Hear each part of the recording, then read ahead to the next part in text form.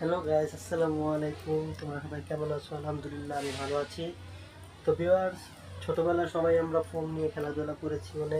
মনের ভিতরে তখন কৌতূহল হতো কীভাবে ফোন তৈরি করা হয়।